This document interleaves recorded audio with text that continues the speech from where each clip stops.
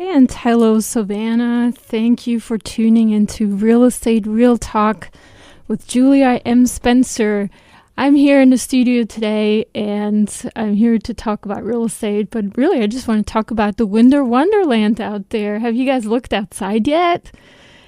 I think it just started snowing on my way over here, and I wasn't originally planning to come, but hey, I can't pass up that chance to see that out there. There's people out there with their little cell phones taking pictures, having the selfie sticks. It's amazing out there. Look outside. It's amazing. Anyways, we don't get much of this here in Savannah, so let's absorb it. Happy New Year, everyone. Thank you for tuning in. You're listening to WRUULP, Savannah, Georgia, 107.5 FM, WRUU.org. We're Savannah Soundings Community Radio with Global Soul. And I am super late today, so the first thing that I'm going to do for you is I'm going to play a song for you and try to get my paperwork here together on some of the stuff that I want to talk about today. So hopefully, bear here with me. I can get my buttons all figured out and my music all lined up. And welcome back to Real Estate Real Talk with Julia M. Spencer. I'm Julia. Hello, Savannah. On this very, very cold, snowy, rainy day out there, actually. It's something different we don't usually see here in Savannah. And thank you for tuning in. So before I get started here, I want to just make sure that everyone knows that listens to my shows. The viewpoints expressed in the following program are not necessarily those of WRUU, its license holder, or its staff. And today's show, what I wanted to talk a little bit about is some of the emails that I've gotten. I've been doing this show for about 3 months now. But I've been kind of on social media and publishing my own YouTube videos, and I have a bunch of ebooks as well that I sell. And I get a lot of feedback on all of that. I'm a local real estate investor, if you haven't listened to my show yet. I'm retired. I'm in my mid-40s, and I kind of teach people what I do and how I do it. And my specialty is tax sale foreclosures as well as vacation rentals. So those are the two things that I'm mostly into. Also a single full-time mom, so this is kind of how I support myself, and very proud to do it as well. And today I want to get to some of these questions that I've gotten from all of you. I've got a lot of questions from my subscribers, people that watch my YouTube videos, also people that purchase my books. And at the point, after a couple years of doing this, I'm actually sometimes a little bit overwhelmed, but some of the questions are really good, really good questions. And so wanted to start off with this one question, which kind of need to pull it up here for a second, so give me just a moment here. But it basically is a subscriber who watched one of my videos, and the title of the video was actually how many properties redeem after tax sale foreclosure sales. And as you know, what I sometimes do is I go to these auctions. They have them here in Chatham County. Also, we have them in some other counties. I also go to other states as well. And I basically buy properties at tax sale foreclosures when people don't pay their taxes. And sometimes I get to keep them, sometimes they redeem. And this question right here is specifically on this video. But before I get to the question, let me just play part of this video for you. And that way you kind of have an idea where the person that asked the question came from and what they are referring to. So let me just play that for you just a second here. Cases people go into these sales, these auctions, in order to keep the properties, and in other instances investors go to these tax sale foreclosure auctions to make the premium, the actual percentage that is added in addition to paying off a certain property once it's purchased at an auction. And depending on which strategy you chose, that's going to then result in what kind of property you're going to bid on and how much. And so you can actually very accurately determine yourself by the investment strategy that you choose and by the houses that you bid on subsequently, how many of them are going to pay off and how many do you get to keep. Now, my personal investment strategy has been to basically purchase properties kind of on the 50-50 basis. I purchase a lot of properties in order to keep them, and I also purchase some properties just to make the premium. And of course, the amount that you bid in each instance will vary. So far, the majority of them do pay off. They actually do redeem. However, you can, if you plan on going into investing into tax sale foreclosures to keep those properties that you bid on, and you carefully select the ones that you want to bid on, that would be the ones that are, for example, vacant, that obviously need repair, or where you know the history of the owner. For example, if the person has died and the previous or the inheritors or the survivors are not interested in the property anymore, it's very likely that you get to keep the property, but you do have to do your due diligence and your homework, and you have to carefully select your investment strategy. So there isn't really an exact number that I can tell you how many of them redeem. It also depends on your locale and your municipality, your city. But if you give me a little bit more information on where you're planning to do this, I could do a little bit of digging and a little bit of research and maybe give you more accurate information. And that was an excerpt of my video on YouTube on how many properties redeem after a tax sale foreclosure. And I just deliberately only played part of this because I wanted to actually get to the question. But as I mentioned, how many properties redeem after tax sale foreclosure sales? That was the question. But this particular subscriber, his question, I'm just going to read it to you because it's very short. It's how many properties can you find to keep with a budget of $10,000 to $20,000? So this is a person that's very much interested in getting into tax sale foreclosures. They have about $10,000 to $20,000 to invest, and they want to know how many properties can they find to keep with that budget. So let me just summarize. It actually is mentioned in this video, and you can look at it on YouTube if you need more information. But it just depends. It depends. If you live in a state where deeds are sold at tax sale foreclosures versus liens, you're not going to get very far with $10,000 to $20,000, and that just is because there's a lot more competition at deed sales. People that generally go to tax sale foreclosures, they don't want their money to be tied up in a redemption period that may be 1 year, sometimes 2 years. In some states, it's up to 3 years. So you basically put your money on the line and it just sits there and you don't have access to it. You don't know if the person's going to pay you back or when. And it's kind of like, it's kind of putting your money into a CD and you have to just wait for your money to come back to you eventually. It'll eventually come back to you with interest or you get the property, but it's just this undetermined time that you have to wait. So a lot of people are more interested in a deed sales where they can walk into the auction, put down the money, walk out with a deed within a couple of days, or, they'll be the owner of that property that day, but the paperwork takes a few days. So a lot of people are more interested in the deed sales, and there's a lot more competition. So when you have $10,000 to $20,000, it's not going to get you very far in those auctions. So what I always recommend beginner investors of tax sale foreclosures, I always recommend that you go to lien sales, to lien states for lien sales. Now here in Georgia, here in Savannah specifically, it's considered a hybrid state. You technically get a lien.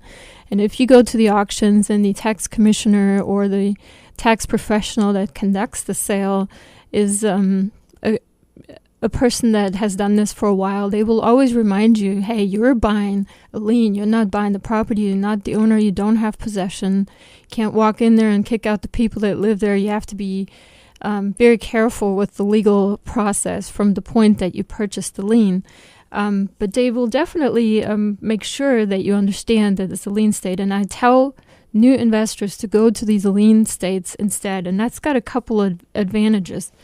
First off, you're going to get much further with $10,000 to $20,000. In fact, most of the properties that I've purchased at tax sale foreclosures ranged anywhere between $1,500 and $4,000. I think the most I've ever paid was $4,000 for a tax sale foreclosure at a lien sale. I've also paid as little as $100, and a couple of my very first investments were a couple of $100, $300-$400 for a lot maybe, and it wasn't very much. But here's a couple of things that you need to understand with tax sale foreclosures. To me personally, I kind of jumped into it because I'm impatient. I don't like to read a lot of stuff and listen to audiobooks and listen to the gurus out there that know everything really well. I just want to go out and do it. And that's a good thing because that is action, and it's less analysis paralysis and more action. But the bad thing about that is you end up making mistakes. And you learn very quickly from those mistakes because you're going to lose money and you're going to understand very quickly, don't do that or else you're going to lose cash. But at the same time, it's a process that's a little bit different than for most people. So what I recommend to most people is kind of like a combination. Do the research that you can as much as you can, and there's so much information out there on YouTube videos that are free for people to watch. My channel, for example, has almost 500 videos on all kinds of real estate investment topics. You can go there, it's free, there's no subscription necessary or anything, you can just watch it. And you can ask me questions, you can reach me, realestate@juliamspencer.com. But also just at one point, just put down your foot and do it. I mean, don't delay. It's kind of like just do it. That's a good slogan to use in this business as well.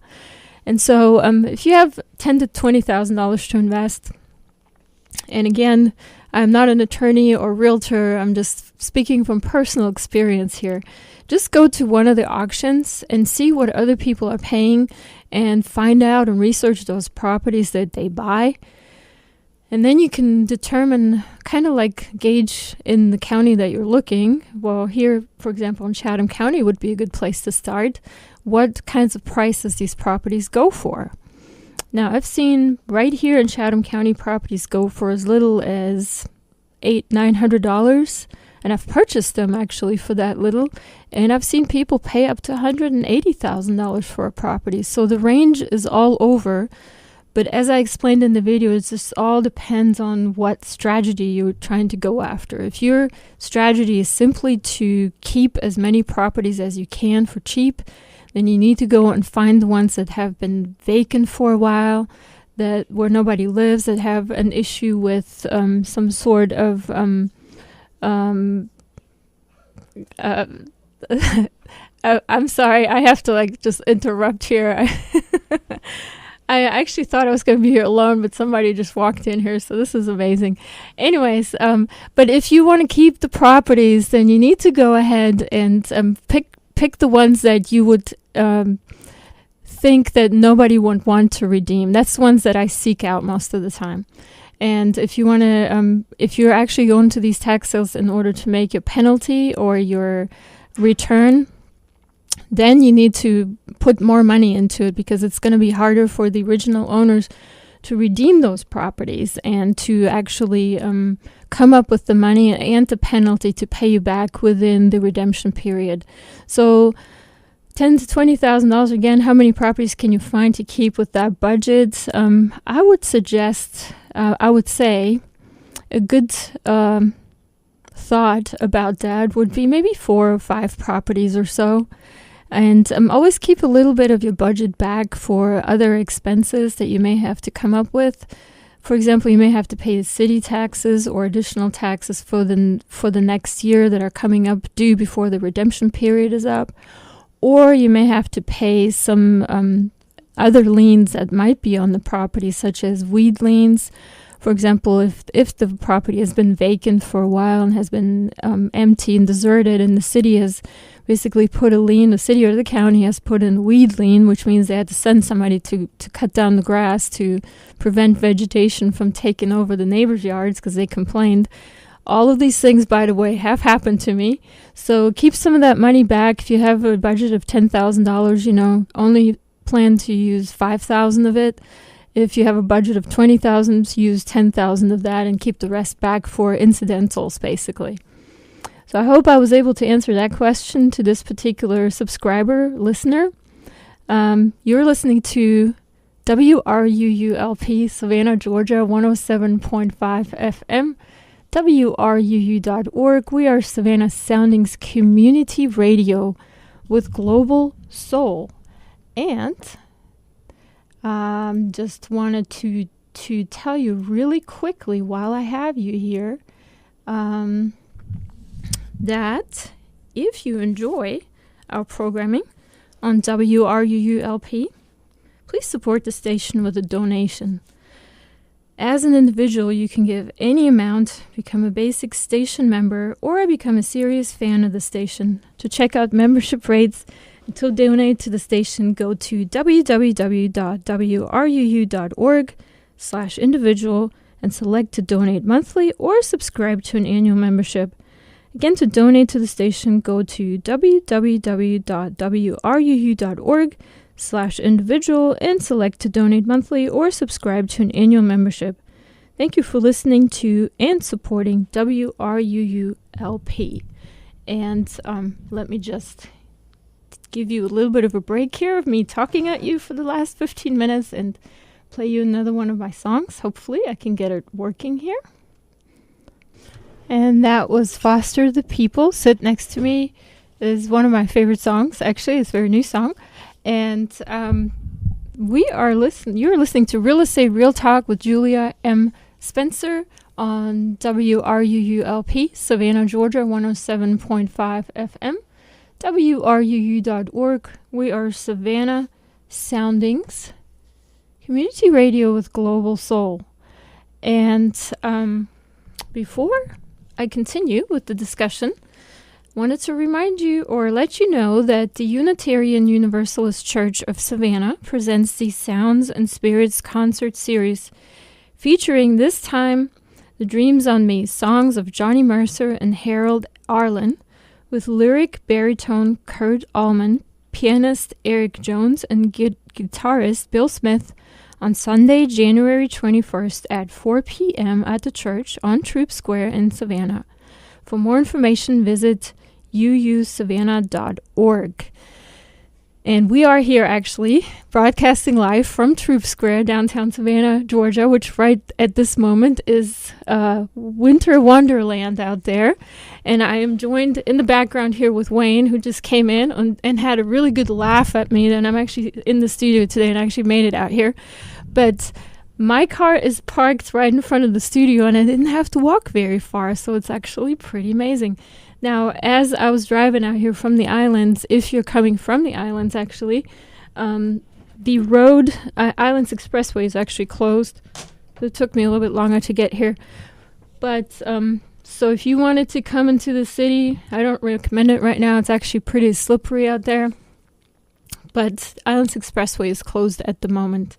So that's just kind of like an informational thing for you if you're heading this way from the islands.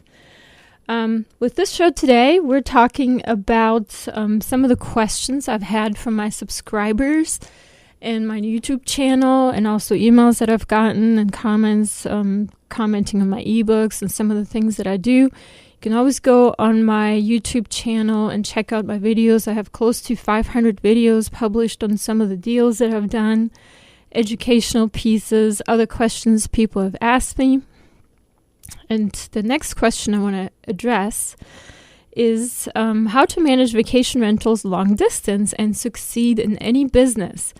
And let me see if I can pull up that video for you, if I can find it for you and just play it for you. It's going to take me just a moment. So while I do that, let me just play you with something really short so you don't have to wait for me in that time frame. And those were the B-52s with Topaz. So let's get to this question, how to manage vacation rentals long distance. If you're like me, I like to travel, especially when my kid's out of school or this holiday season right here. And if you're stuck at home having to deal with your vacation rentals, how do you do that long distance? So I've had that question before, actually, but I made also a video about it. So I'm going to play you that video, or at least part of it, which I actually made while I was on vacation answering that question. So let me see if I can pull that up right now. Hopefully it'll come up. Hi, this is Julia M. Spencer. I'm a real estate advisor, investor, and your number one source for real estate advice online. I'm actually filming here from inside the Porta Nigra in Trier, Germany. I'm playing a little bit of a tourist in my own hometown. I haven't been here in ages, but I love the old Roman artifacts and the cool stuff that you can see here.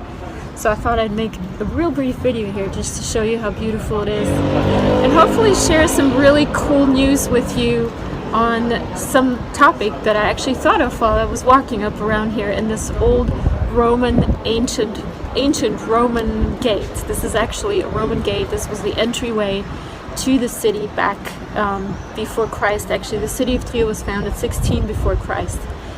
And I'm here actually in Germany on vacation for the next 5 weeks. I've arrived a couple of days ago, and we are exploring and having all kinds of fun and cool stuff happening.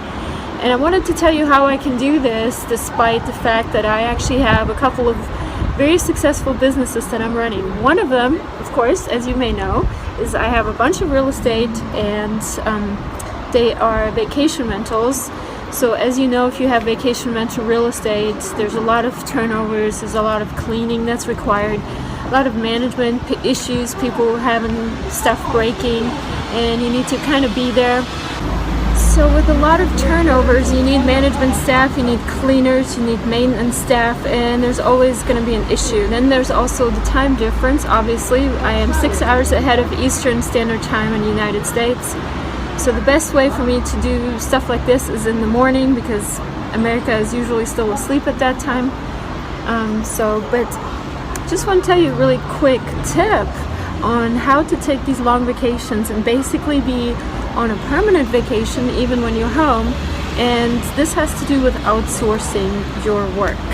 So you have to, if you want to get successful in any kind of business, be it real estate investing, or if you're work anywhere in IT, or if you're some sort of other professional, the best way for you to become independent and always have free time is to outsource. And outsource sometimes is very difficult. So the way to outsource the kind of work that you do at home, if you have a vacation rental business, is obviously you have to hire people. Now you can hire them and pay them by the hour. You can hire them per the job. You can also get people to work for you for free. And this is the topic of this video. How do you get people to work for you for free while you're on vacation and do all your chores and all your tasks? So one thing that I learned very early on with my vacation rental business is there's a website called HomeAway.info. I've used it before. You basically register as a host, and you're basically welcoming students from all over the world, or even adults. It's mostly students that register, and invite them to your home, and you give them free board and free food. They have to work 5 days out of 7, 5 hours each, so it's like 25 hours a week that they have to work for you. And in exchange, you give them free board and free food. And these can be foreigners as well. You're not actually going against any U.S. employment laws or anything like that, because you're not employing them. It's kind of like a volunteering exchange type of thing. And these people can then stay at your home and manage your vacation rental business. In my case, of course, I have tons of Airbnb listed rentals. I have them listed on the other websites too. It's just Airbnb is the biggest one that I use. And while I'm on vacation, I'm in constant contact with my workawayers. You call them workawayers, and they're basically young students that come stay at one of my vacation rentals and help me manage all the other ones. And they kind of help coordinate, do the laundry, and turn the rooms, so you don't have to pay that much in order to turn the rooms and keep your business going even while you're away. It takes a little bit of management, a little bit of involvement, a little bit persistence. Sometimes you run into some snags. Obviously, as I mentioned, there's a time difference usually, and you also have to, do stuff long distance. But this right here, my 5-week vacation to Europe this year, is kind of like the test to see if I can do it while I'm away. And so far, everything's been going great. And I am excited because if this works, heck, I can go on vacation a lot more than I have been. And I'm very happy about that. So the key to become successful in any business is outsource, outsource, outsource. That is my recommendation to you today with this video. And there you have it. Outsource, outsource, outsource. That is definitely my recommendation really for any business if you're a business owner. But with one caveat, you can outsource things that aren't necessarily need to be done, and then you'd be wasting a lot of money. I've also seen a lot of people that hired help staff and professionals that helped them do stuff before actually looking at their business model and the things that they do, and eliminating the things that don't need to be there, and have them do useless stuff that could be eliminated, and spending money on them doing stuff that doesn't need to be done. In any case, but if you're a vacation rental host, this is how you do it. The website that I mentioned in this video, HomeAway.info, I've used it very frequently. I've used a lot of volunteers from all over the world to come help me run my vacation rentals. I've met some amazing people that way. I didn't have to pay them anything because they just come in exchange for free room and board, and we made great friends that way. But let me just add one little question, because this is a question that I was actually going to answer with this video. And that would be the fact that the person asked me, they said, "Thanks, Julia, for this good idea. I know management fees can make or break your profit on a rental. I would assume your properties have to have a desirable location to be for this to work. Is this still working out for you? Thanks." And so my answer to this question is management fees, they are really more important for long-term rentals. So if you have properties that you rent over a year or 2 years or 3 years, then it's more important that you watch your management fees in those cases, because your rental income will be a lot less than what you would make with vacation rentals. So what that basically means is that usually management fees run about 10% of your rental income, and you can rent a house, a property, just like realistically. I use the 1% rule that I've borrowed from one of my colleagues that use it. If you have a property let's say you purchased it for $200,000, then your monthly rental income on that property should be 1% of that. So $2,000 of a $200,000 house should be ideal. Right now in the market, the way it is right now is a little bit less. Sometimes you can make more, but with vacation rentals, now you make 3 or 4 times that much, sometimes up to 5 times as much, depending on what location you're in. So your management fees really don't matter that much for vacation rentals. They're more like a concern for people that have long-term rentals. What's going to break or make you in vacation rentals, however, is your management fees, not your management fees, your cleaning fees, your maintenance fees, and your supplies, just the things that you have to buy, utilities and things like that. So that's the thing that you need to watch with vacation rentals, because if you offer somebody a vacation rental, you're going to have it clean.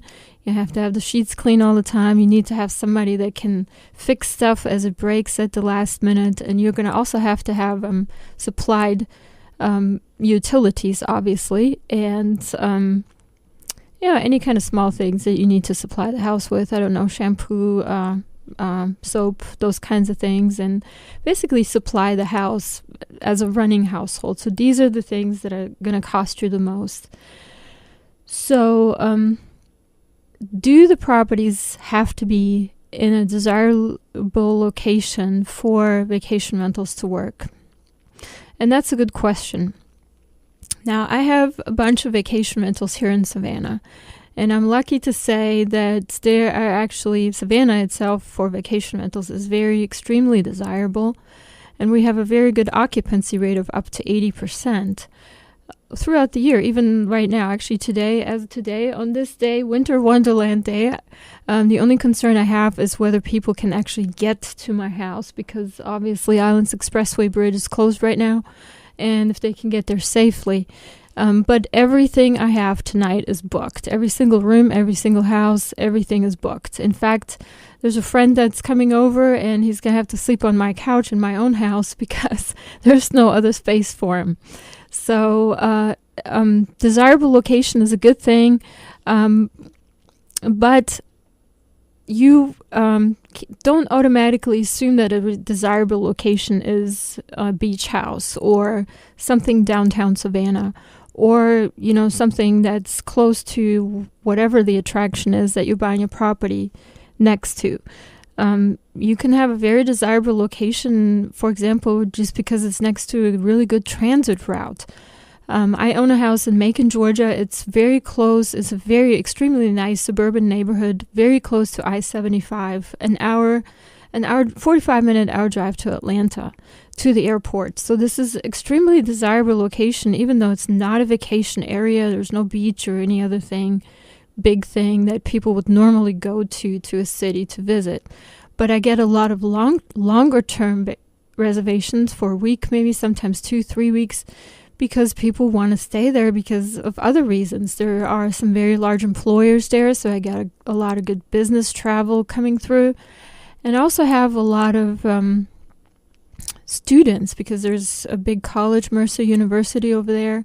And it's the same right here in Savannah. We have SCAD. There's a lot of students that come through my vacation rentals here in Savannah that are SCAD students, and foreign SCAD students, actually, that need a place to house their parents that are coming to visit. Actually, as I speak right now, I have two moms. I call them my mom squad. 2 moms staying in my vacation rentals. And both of them are staying for several weeks because their children, one of them is going here right here to SCAD. And the other one is in one of the other private Catholic schools, high schools actually here. And they're both from China. So they come from China to stay with their kids for a couple of weeks, and they need a place to stay. They need a place where they're able to cook, which is usually not available in hotels, and basically make themselves at home because they're staying for a little bit longer stay. And vacation rentals, I say vacation rentals, but homestays basically, or when they can rent a home or a room in somebody else's home, is much more feasible, much more financially feasible for them. So don't get tied up in the fact that you want to get into vacation rentals, but don't you have to be in a desirable location to make it work? Well, you don't really. You can, and it's desirable, but there's also disadvantages with that. For example, I know people that have vacation rentals out there on Tybee Island, and at this time of the year, they're empty. There's nothing going on. Nobody wants to go out there. I mean, even the people that live here don't want to go out there, not because they don't want to go out there, but because there's just no reason to go to the beach when the weather is like this, for the most part anyways. I don't speak for everyone here. I'm sure some people love the beach when it's dreary, and in fact, this could actually be quite beautiful. But for the most part, vacationers don't go to the beach. They come to the city. They want to maybe go to some churches and watch some concerts, listen to some concerts, or attend any of the other events here in Savannah that are going on around the holiday season, which are amazing, actually, by the way.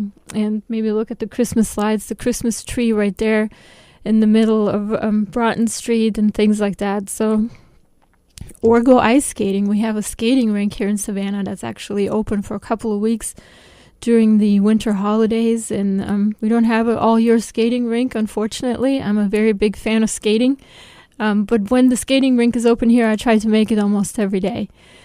So those are the things that people come into this town for in the wintertime, and I guess kind of what you want to aim with really any of your investments, or if you have any kind of business endeavor, this is my advice to this person that asked this question. To succeed in any business, of course, it's very important to outsource as much as you can. But when you go into it, don't go to the extreme. Kind of find a middle way between everything. My vacation rentals here actually on Whitmarsh Island, halfway between Tybee Island and downtown Savannah, which is actually perfect. I don't have to charge anybody for parking.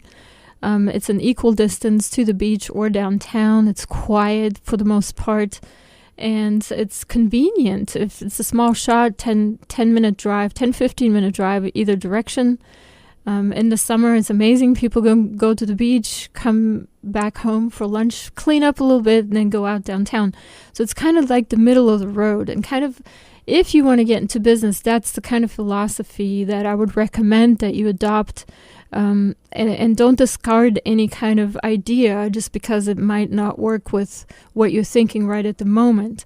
I always advocate to do a little bit of research as much as you can. Don't paralyze yourself with research, and then just go out and do it and see what works.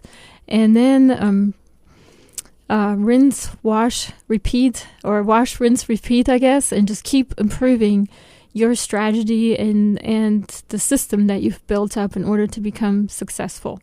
So anyways, does it still work out for me to have vacation rentals here in Savannah? Very much so. I love doing it. I love hosting. I love being vacation rental host.